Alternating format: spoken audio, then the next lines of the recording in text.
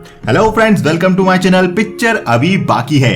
तो दोस्तों, यदि आप लोगों को साइंस फिक्शन, फैंटेसी और एडवेंचर थ्रिलर टाइप की मूवी देखना पसंद है तो हमारे न्यू चैनल पिक्चर एक्सप्लेन को जरूर सब्सक्राइब कीजिए। चैनल और वीडियो की लिंक आपको डिस्क्रिप्शन में मिल जाएगी और आई बटन पर जाकर भी आप हमारे चैनल पर विजिट कर सकते हैं। तो दोस्तों, आज की हमारी मूवी है द ड्यूक और ये मूवी एक बायोग्राफी कॉमेडी ड्रामा मूवी है। इसी के साथ साथ दोस्तों, ये मूवी एक चोरी की सच्ची घटना पर आधारित मूवी है, इसलिए वीडियो को पूरा देखिएगा और अंत तक देखिएगा। साथ ही साथ दोस्तों, हमारे इस वीडियो को लाइक जरूर कीजिए क्योंकि आपका एक लाइक हमारे लिए बहुत ही कीमती है। तो मूवी की शुरुआत में हमें साल 1961 की घटना बताई जाती है और इस कहानी की शुरुआत न्यू कैसल नाम की जगह से होती है। इस जगह पर एक कैम्पटन बंटन नाम का नॉर्मल आदमी अपनी वर्किंग क्लास जिंदगी जी रहा होता है। कैम्पटन एक प्ले राइटर था जो कि नाटक लिखा करता था, पर उसके नाटक को डायरेक्ट करने के लिए अब तक कोई भी डायरेक्टर तैयार नहीं हुआ था। इसलिए कैम्पटन अपनी स्क्रिप्ट लेकर पोस्ट ऑफिस जाकर उसे कुरियर करता है। आगे कहानी में हमें ड्रॉफी को दिखाया जाता है जो कि कैम्पटन की वाइफ थी और ड्रॉफी एक हाउसवाइफ होने के साथ साथ मेड का काम भी किया करती थी एक अमीर लेडी मिसेस गॉवलिंग के घर पर, और मिसेस गॉवलिंग के हस्बैंड गवर्नमेंट काउंसलर थे। ड्रॉफी मिसेस गॉवलिंग के घर पर काम कर रही होती है, तभी मिसेस गॉवलिंग वहाँ पर आकर कहती है, एक स्टोर में मैंने एक एड देखा था जहाँ पर एक स्टोरमैन की जरूरत है। मुझे लगता है तुम्हारे हस्बैंड वहाँ पर जाकर काम कर सकते हैं। यह सुनकर ड्रॉफी खुश होने का नाटक करती है क्योंकि ड्रॉफी अपने हस्बैंड कैम्पटन को अच्छे से जानती थी, क्योंकि उसका हस्बैंड कहीं भी टिक कर काम नहीं करता था। मूवी के अगले सीन में हमें दिखाया जाता है कि कैम्पटन का बेटा जेकी अपने घर के सामने से बाइक लेकर गुजर रहा था। तब वो देखता है कि उसके घर के बाहर दो गवर्नमेंट इंस्पेक्टर खड़े थे जो कि टीवी देखने वालों से बीबीसी का लाइसेंस चेक करने आए थे। जेकी अपने घर के पीछे के रास्ते पर जाता है और तुरंत अपने घर पर एंटर करता है और घर के अंदर जेकी देखता है कि उसके डैड कैम्पटन टीवी खोलकर उसमें से कुछ पार्ट निकाल रहे थे और कैम्पटन जेकी से कहता है, तुम बस 5 मिनट के लिए किसी भी तरह से उस गवर्नमेंट इंस्पेक्टर को रोक लो। जेकी ऐसे ही करता है। वो बाहर जाकर इंस्पेक्टर से मिलता है और उन्हें अपनी बातों में उलझाने लगता है। तब वो इंस्पेक्टर कहते हैं, हम यहाँ पर बीबीसी का टीवी लाइसेंस चेक करने आए हैं। हमारी रडार वैन ने इस एड्रेस को डिटेक्ट किया है। इस घर के अंदर टीवी सिग्नल ट्रांसफर हो रहा है। क्या आपके पास इसका लाइसेंस है? जेकी उनकी बातों को कोई जवाब नहीं दे पाता। तब वो दोनों ऑफिसर घर के अंदर एंटर करते हैं और वो लोग देखते हैं कि घर के अंदर कैम्पटन अपनी टीवी पर कोई चैनल देख रहा था। तब वो इंस्पेक्टर कैम्पटन से पूछते हैं, आप टीवी देख रहे हो, क्या आपके पास इसके लिए बीबीसी का लाइसेंस है? कैम्पटन कहता है, मुझे लाइसेंस की कोई जरूरत नहीं क्योंकि मैं बीबीसी चैनल नहीं देखता, मैं कोई और चैनल देखता हूँ। तभी वहाँ पर ड्रॉफी आ जाती है और वो इंस्पेक्टर से कहती है, मुझसे थोड़ी गलती हो गई, मैं जल्दी लाइसेंस के पैसे जमा कर दूंगी। तब कैम्पटन कहता है, मैं लाइसेंस के पैसे नहीं जमा करने वाला क्योंकि मैं उसके लिए प्रोटेस्ट कर रहा हूँ। मैंने अपने टीवी से वो पार्ट निकाल लिया है जिससे बीबीसी चैनल टीवी में आता था। तो अब फिजिकली ये इम्पॉसिबल है कि मैं अपने घर पर बीबीसी चैनल देखूं, और अगर मैं बीबीसी चैनल नहीं देख रहा हूँ तो मुझे किसी प्रकार के लाइसेंस की जरूरत है भी नहीं। आपका इस तरह का लाइसेंस पब्लिक पर अनफेयर टैक्स है, खासकर सीनियर सिटीजन पर, जिनके लिए टीवी ही अपना अकेलापन दूर करने का एक तरीका होता है। इसलिए बीबीसी लाइसेंस का टैक्स बिल्कुल बंद हो जाना चाहिए। कैम्पटन ने अपने दोस्त प्रेस वाले को भी वहाँ बुला लिया था और कैम्पटन प्रेस वाले के सामने कहता है, मैं किसी भी प्रकार का टैक्स बीबीसी को नहीं देने वाला क्योंकि मैंने अपने टीवी से बीबीसी कॉइल निकाल लिया है। तब प्रेस वाला कैम्पटन की फोटो लेता है और ये स्टोरी न्यूज़पेपर में प्रिंट करने के लिए कह देता है। लाइसेंस के पैसे न देने के चक्कर में कैम्पटन को जेल हो जाती है। आगे कैम्पटन जेल से छूटता है और उसका बेटा जेकी उसे लेने आता है। इसके बाद वो दोनों बाइक पर घर जा रहे होते हैं। तब कैम्पटन जेकी से कहता है, मैं घर जाने से पहले मैरियन की कब्र पर जाना चाहता हूँ। मैरियन कैम्पटन की बेटी थी जिसकी महज 18 साल में ही मौत हो गई थी। मैरियन की मौत ने कैम्पटन के परिवार को पूरी तरह से तोड़ दिया था। तब जेकी पूछता है, माँ कभी बहन की कब्र पर क्यों नहीं जाती? कैम्पटन कहता है, इसके बारे में मुझे भी नहीं पता। आगे हमें एक famous painting Duke of Wellington के बारे में दिखाया जाता है। यह पेंटिंग बहुत ही फेमस राजा की थी और इंग्लैंड के गवर्नमेंट ऑफिसर ने इस पेंटिंग को विदेश जाने से रोका था, इसे 1,40,000 पाउंड में खरीद कर। आगे इस पेंटिंग को नेशनल म्यूजियम में रखने वाले थे ताकि उसे इंग्लैंड के लोग भी देख सके। न्यूज चैनल पर सभी जगह इसी पेंटिंग की कीमत की चर्चा हो रही थी। वहीं कैम्पटन अपने घर में डिनर कर रहा होता है और वो भी टीवी देख रहा होता है और ड्यूक ऑफ वेलिंगटन पेंटिंग के बारे में कैम्पटन जेकी से कहता है, इस ड्यूक की पेंटिंग में इतने पैसे बर्बाद करना बिल्कुल बेवकूफी है। ये लोग टैक्स पेयर के पैसे को बर्बाद कर रहे हैं। अगले दिन जेकी अपनी बोट पर काम कर रहा था, तभी उसका भाई केनी वहाँ आता है और केनी और जेकी आपस में बात करते हैं। केनी एक कंस्ट्रक्शन वर्कर था जो कि कंस्ट्रक्शन के काम के अलावा छोटे मोटे क्राइम भी किया करता था। जैकी ने एक बार केनी की मदद की थी, पर उसके बाद वो केनी से पूरी तरह से दूर हो गया था और अब जैकी नॉर्मल शिप बिल्डर बनकर पैसा कमाना चाहता था। अगले दिन मिसेस गावलिंग डोरोथी से पूछती है, क्या आपके पति जेल से बाहर आ गए? मुझे आपके पति का आर्गुमेंट काफी अच्छा लगा। अगर वो बीबीसी देख नहीं सकते तो वो उसका टैक्स क्यों देने लगे? उसी रात को कैम्पटन और डॉर्थी बैठे हुए थे, तभी वहाँ जेक आ जाता है और उसके साथ केनी को देखकर वो दोनों थोड़े सरप्राइज होते हैं, क्योंकि उन्हें पता था कि केनी किस तरीके से काम करता था। तब वो बैठकर चारों टीवी देखने लगते हैं। तब डॉर्थी केनी के काम को लेकर उसे बातें सुनाने लगती है। यह सुनकर केनी नाराज होता है और वो गुस्से से वहाँ से जाने लगता है। अगले दिन कैम्पटन उसके ऑफिस में होता है जहाँ पर वो टैक्सी चलाने का काम किया करता था। तब उस ऑफिस के ऑनर कैम्पटन को ऑफिस में बुलाकर उसे नौकरी से निकाल देती है, क्योंकि कैम्पटन ने एक वॉर हीरो को फ्री टैक्सी राइड दी थी।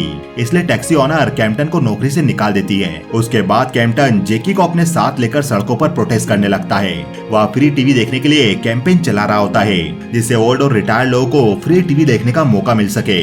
तब कोई भी कैम्पटन के पिटीशन पर साइन करने के लिए तैयार नहीं था। तभी वहाँ मिसेस गावलिंग आती है और वो आकर उस पिटीशन पर साइन करती है। आगे वहाँ पर पानी आने लग गया था, तब भी कैम्पटन और जैकी वहीं पर बैठे हुए थे। डॉर्थी वहाँ से गुजरती है और वो कैम्पटन और जैकी को वहाँ पर बैठा हुआ देखकर दुखी होती है। जब कैम्पटन घर पर आता है तो डॉर्थी उससे लड़ती है। तब कैम्पटन डॉर्थी को मनाने जाता है और उससे कहता है, मुझे बस 2 दिन चाहिए, मैं लंदन जाऊंगा और अपने इस कैंपेन को सक्सेस बनाने की कोशिश करूंगा, और अगर मैं फेल हो गया तो मैं प्ले राइटिंग और ये कैंपेन दोनों बंद कर दूंगा। मैं वही करूंगा जो तुम चाहती हो। फाइनली डोरोथी कैम्पटन की बात मान जाती है। आगे कैम्पटन लंदन जाता है और बहुत सारे पॉलिटिशियन से मिलने की कोशिश करता है, ताकि कोई ना कोई सामने आए और उसके कैंपेन में उसकी मदद करे, पर उसे सभी लोग सपोर्ट करने से मना कर देते हैं। फाइनली थक हार कर कैम्पटन नेशनल म्यूजियम के बाहर जाकर बैठ जाता है। कैम्पटन ड्यूक ऑफ वेलिंगटन की पेंटिंग की न्यूज को पढ़ता है और वो उस म्यूजियम को देखने लगता है। आगे रात में हमें दिखाया जाता है कि किसी ने चुपके से म्यूजियम के अंदर जाकर ड्यूक ऑफ वेलिंगटन की पेंटिंग को चुरा लिया था। अगली सुबह ड्यूक ऑफ वेलिंगटन पेंटिंग की चोरी की न्यूज पूरी मीडिया में फैल चुकी थी और पुलिस वालों को शक था कि ये काम किसी हाईली प्रोफेशनल गैंग ने किया था। अगले सीन में हमें दिखाया जाता है कि कैम्पटन अपने घर पहुंच गया था और उसकी आंखों के सामने ड्यूक ऑफ वेलिंगटन की वही पेंटिंग रखी होती है और जैकी भी उसी पेंटिंग को देख रहा था। कैम्पटन कहता है, ये पेंटिंग इतनी अच्छी भी नहीं कि इसकी इतनी तारीफ की जाए, हमें एक कारपेंटर की जरूरत पड़ेगी इस पेंटिंग को छुपाने के लिए। जैकी कहता है, ये काम मैं खुद कर लूंगा। आगे जैकी उस पेंटिंग को अलमारी में छुपाने के लिए उसके पीछे वाले हिस्से के लिए एक पार्टीशन बनाता है, ताकि किसी को भी ये पेंटिंग अलमारी के अंदर दिखाई न दे। दूसरी तरफ कैम्पटन पुलिस वालों के नाम एक चिट्ठी लिखता है। उस चिट्ठी को कैम्पटन ने दूसरे शहर जाकर वहाँ से पोस्ट की थी। पुलिस वालों को कैम्पटन की लिखी हुई चिट्ठी मिल जाती है। उस चिट्ठी को पढ़कर हैंडराइटिंग एक्सपर्ट पुलिस वालों को बताती है, ये चिट्ठी लिखने वाला आदमी अपनी कम्युनिटी में काफी पॉपुलर होगा अपने प्रोटेस्ट की वजह से, और इसकी उम्र शायद 50+ होगी। आगे कैम्पटन अपनी जॉब छूटने के बाद एक लोकल बेकरी में काम करने लगा था, पर उसकी ज्यादा बात करने की आदत से वो काम भी ठीक से नहीं कर पा रहा था। हर सुबह कैम्पटन सभी न्यूज़पेपर को पढ़ता है। उसे लगता है कि उसकी चिट्ठी को लेकर न्यूज़पेपर में हंगामा होगा, पर किसी भी न्यूज़पेपर में ऐसी कोई खबर नहीं छपती। दूसरी तरफ डोरथी अब कैम्पटन से खुश रहने लगी थी, क्योंकि फाइनली उसे लगता है कि कैम्पटन अच्छे से नौकरी करने लगा। उधर जैकी अपनी गर्लफ्रेंड को चोरी से एक शिप बिल्डिंग के वेयर हाउस में ले जाता है और जैकी अपनी गर्लफ्रेंड से कहता है, मेरा सपना है कि मैं एक शिप बिल्डर बनूं। अभी तक भी कैम्पटन को अपनी पहली चिट्ठी का कोई भी रिस्पॉन्स नहीं मिला था, इसलिए Kempton Duke of Wellington painting के पीछे चिपकी हुई स्टिकर को निकालकर उसे अपनी चिट्ठी के साथ वापस पुलिस को भेजता है। इस बार इस चिट्ठी के मिलते ही पुलिस वाले समझ जाते हैं कि इस आदमी के पास पक्का ड्यूक ऑफ वेलिंगटन की वो पेंटिंग है जो उसने म्यूजियम से चुराई थी, और पुलिस ऑफिसर अपने सीनियर ऑफिसर को वो लेटर देते हैं। तब सीनियर ऑफिसर कहता है, इस पेंटिंग चोर ने क्या मांग की है? पुलिस ऑफिसर कहता है, इस चोर ने हमसे कहा है कि पेंटिंग बिल्कुल सेफ है और अगर हमें वो चाहिए तो हमें 40,000 पाउंड देना होंगे, जिन पैसों से ये आदमी चैरिटी करेगा।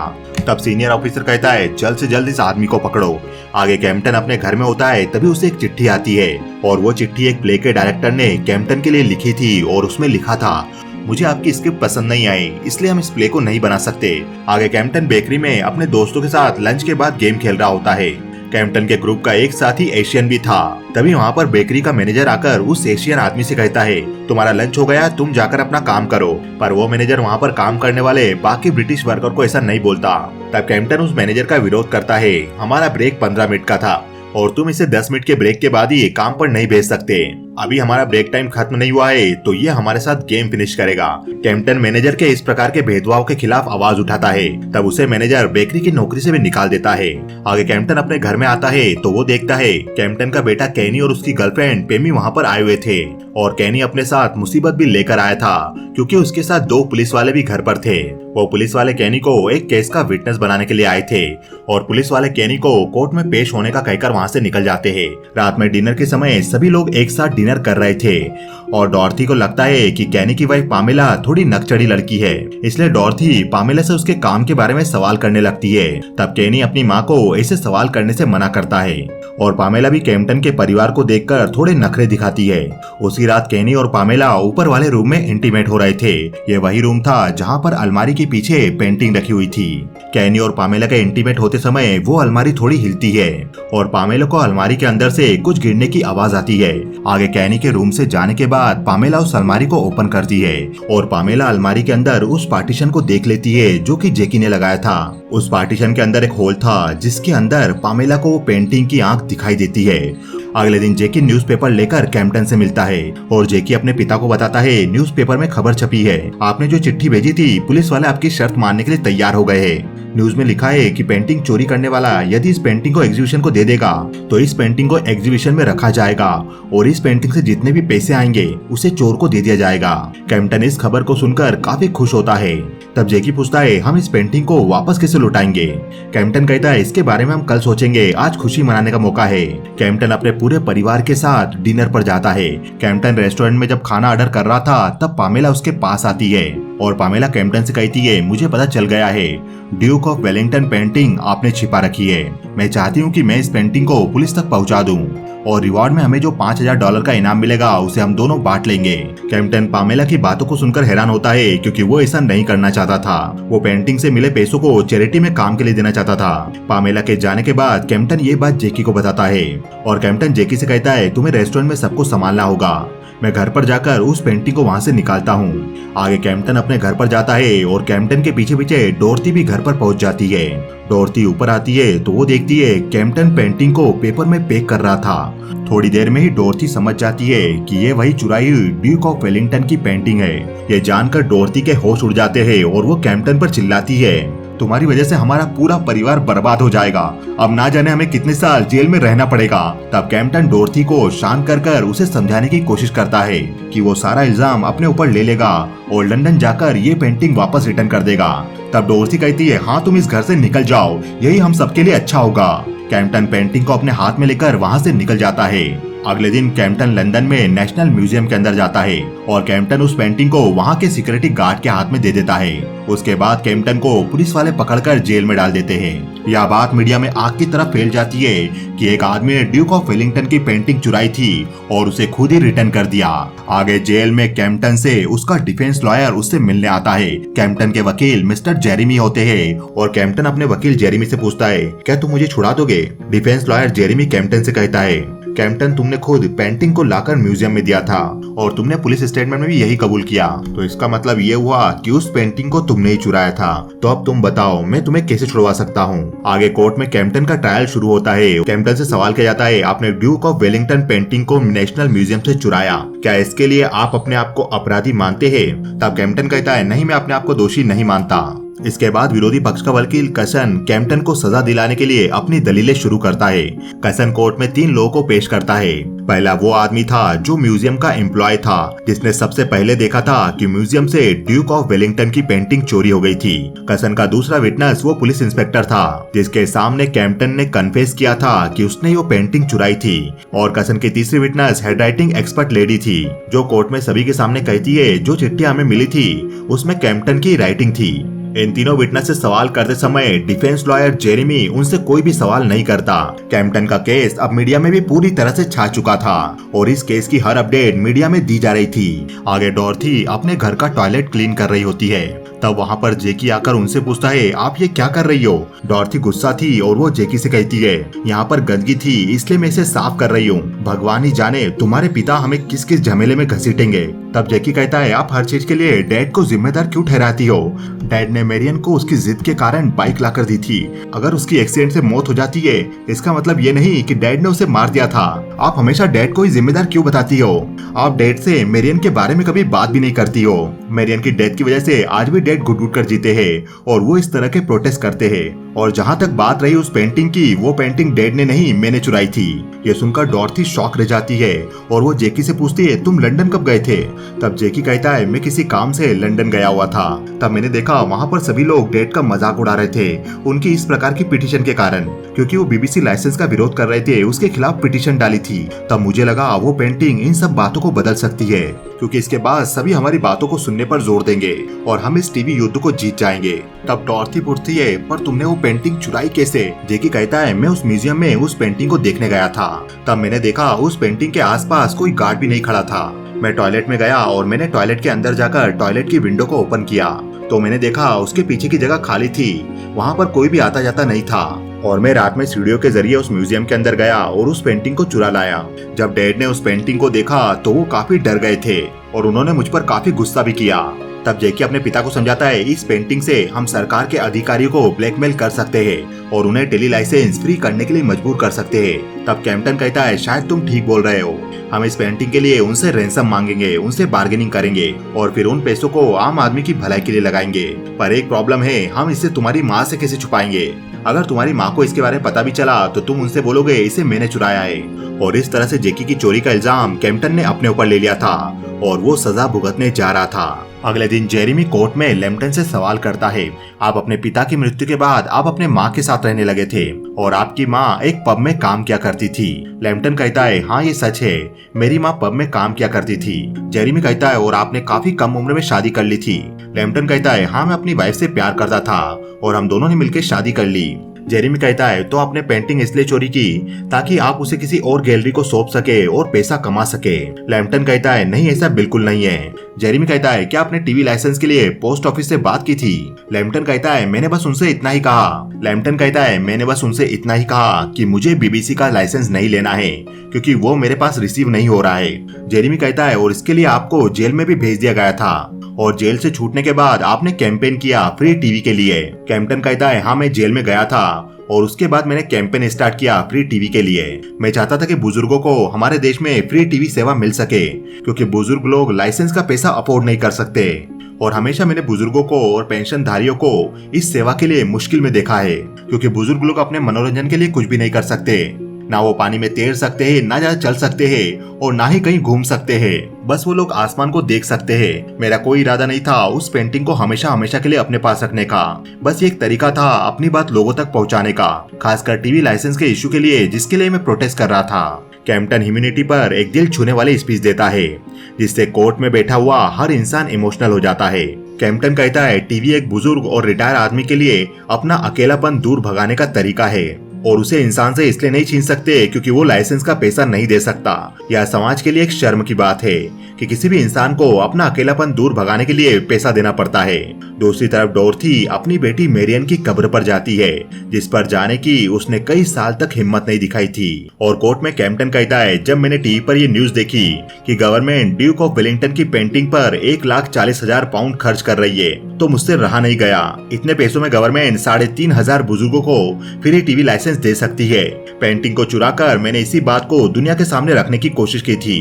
कैप्टन का यह लॉजिक कोर्ट में सभी को समझ आ जाता है कि कहीं ना कहीं कैप्टन की बात में दम तो है। गवर्नमेंट लोगों से टैक्स वसूल करके उन्हें फालतू की चीजों में वेस्ट कर रही है। तब विरोधी पक्ष का वकील मिस्टर कसन कहता है कैप्टन झूठ बोल रहा है, उसने ये पेंटिंग इसलिए चुराई थी ताकि वो उसे बेचकर पैसा कमा सके। इस बात पर कैप्टन कहता है मेरा कोई इरादा नहीं था पेंटिंग को अपने पास रखने का, मैं थोड़े दिन के लिए उस पेंटिंग को अपने पास रखता इसलिए मैंने वो पेंटिंग वापस कर दी। आगे कोर्ट की कार्रवाई को अगले दिन के लिए टाल दिया जाता है। कैप्टन जेल में था और उसके साथ उसका डिफेंस लॉयर जेरेमी था। तब कैप्टन जेरेमी से पूछता है मेरे साथ आगे क्या होने वाला है। इस पर जेरेमी कहता है शायद तुम्हें 10 साल की सजा हो सकती है। आगे कैप्टन से मिलने उसकी सेल में डोरथी आती है और वो दोनों आपस में बात करते हैं। डोरथी कैप्टन से कहती है तुमने मुझे पहले ये बात क्यों नहीं बताई कि तुम मेरियन की मौत के कारण घुट घुट कर जी रहे हो और जब तुमने वो पेंटिंग नहीं चुराई तो तुम इसका इल्जाम अपने सर पर क्यों ले रहे हो। कैप्टन कहता है क्योंकि तुम मेरी जगह जेकी को इस जेल में नहीं देख सकोगी। सॉरी, मैंने तुम्हारी पूरी जिंदगी को मेज बना दिया। डोरथी कहती है, हाँ जिंदगी मेज तो बन गई है, पर अब तुम काफी पॉपुलर हो चुके हो। ट्रायल के आखिरी दिन डिफेंस लॉयर जेरेमी अपनी क्लोजिंग कमेंट पेश करता है और जेरेमी कहता है, इस देश में अपराध तभी माना जाता है जब किसी की नीयत सही में अपराध करने की हो। अगर कोई पड़ोसी किसी से कोई चीज उधार ले ले और देने में थोड़ी देर कर दे तो इस घटना को क्राइम नहीं माना जा सकता। और मेरी नजर में कैम्पटन एक पड़ोसी की तरह है जिसने उस पेंटिंग को चुराया और खुद म खुद म्यूजियम को वापस कर दिया, क्योंकि उसकी इंटेंशन कहीं से भी क्राइम करने की बिल्कुल नहीं थी, बल्कि वो तो समाज में बूढ़े आदमियों की हितों की बात करना चाहता था। कैम्पटन को चोर से बेहतर एक अच्छा पड़ोसी माना जाना चाहिए। डिफेंस लॉयर के आर्गुमेंट के बाद जज कहता है, हम मिस्टर जेरेमी के आर्गुमेंट के बाद भी इस चीज को अलाउ नहीं कर सकते कि कोई भी इंसान जाकर किसी नेशनल म्यूजियम या गैलरी से पेंटिंग उठाकर कुछ दिनों के लिए अपने पास रख ले। यह बिल्कुल अलाउ नहीं किया जा सकता। इसलिए 12 जूरी मेंबर से मैं यही चाहता हूँ कि वो इस बात को ध्यान में रखकर अपना फाइनल डिसीजन सुनाए। और कुछ देर बाद जूरी आपसी सहमति से एक डिसीजन लेती है। कोर्ट में अनाउंसर जूरी रिप्रेजेंटेटिव से पूछती है, क्या जूरी कैम्पटन को नेशनल म्यूजियम के 80 पाउंड की पेंटिंग फ्रेम को चुराने के लिए गिल्टी मानती है? इस बात पर जूरी कहती है, हाँ जूरी इस बात को गिल्टी मानती है। तब कोर्ट में बैठी पब्लिक इस डिसीजन के लिए चिल्लाने लगती है। तब जज पब्लिक को शांत करता है। इसके बाद अनाउंसर जूरी रिप्रेजेंटेटिव से पूछती है, क्या जूरी मेंबर कैम्पटन को ड्यूक ऑफ वेलिंगटन पेंटिंग चुराने के लिए गिल्टी मानती है? तब जूरी रिप्रेजेंटेटिव कहता है, नहीं, हम कैम्पटन को इस बात के लिए गिल्टी नहीं मानते। इसके बाद जूरी रिप्रेजेंटेटिव कैम्पटन पर लगे सारे इल्जामों को नॉट गिल्टी घोषित कर देता है। और कोर्ट के जज और सारे वकील हैरान होते हैं कि जूरी ऐसा फैसला कैसे ले सकती है। पर इस फैसले से कैम्पटन और बाकी पब्लिक काफी खुश होती है, क्योंकि उन्हें लगता है कि ये कैम्पटन के साथ सही में जस्टिस हुआ है। यह कोर्ट का एक ऐतिहासिक डिसीजन था जो कि सच्ची घटना पर आधारित था। आगे फिल्म में हमें दिखाया जाता है कि कैम्पटन को असली जिंदगी में इस केस में बस 3 महीनों की जेल हुई थी। कैम्पटन जेल से सजा काट के बाहर आता है तो डोरथी उसका इंतजार कर रही थी। कैम्पटन और डोरथी दोनों साथ घर में पहुंचते हैं तो कैम्पटन देखता है कि डोरथी ने उसके घर की दीवार पर मेरियन की फोटो टांग रखी थी, क्योंकि अब उन दोनों ने एक्सेप्ट कर लिया था कि उनका दुख उन दोनों का दुख होगा। कैम्पटन का बेटा जेकी भी अपने किए पर अफसोस करता है, इसलिए 4 महीने बाद वो पुलिस के पास जाता है और कन्फेस करता है कि ड्यूक ऑफ वेलिंगटन की पेंटिंग उसी ने चुराई थी। तब पुलिस ऑफिसर जेकी से कहता है, हम लोगों ने काफी डिस्कशन किया तुम्हें इस चोरी का कन्विक्ट बनाने के लिए, पर हमें लगता है कि कैम्पटन का ये केस रीओपन करना पब्लिक के इंटरेस्ट में नहीं होगा। पर अगर तुमने किसी को इसके बारे में बता दिया तो हम हमारा इरादा बदल देंगे और उसके बाद तुम्हें सजा भी हो सकती है। फिल्म के एंड में हमें दिखाया जाता है कि कैम्पटन ने जो कैंपेन चलाया था उसकी सफलता उसे साल 2000 में मिल जाती है, जब गवर्नमेंट डिसाइड करती है कि 75 साल से ज्यादा उम्र के लोगों के लिए टीवी लाइसेंस रखना जरूरी नहीं होगा। और ये मूवी यहीं एंड हो जाती है। तो दोस्तों, आपको ये वीडियो कैसा लगा हमें बताइए कमेंट सेक्शन में। हमारे इस वीडियो को ज्यादा से ज्यादा लाइक कीजिए और हमारे इस चैनल को सब्सक्राइब कीजिए, क्योंकि पिक्चर अभी बाकी है मेरे दोस्त।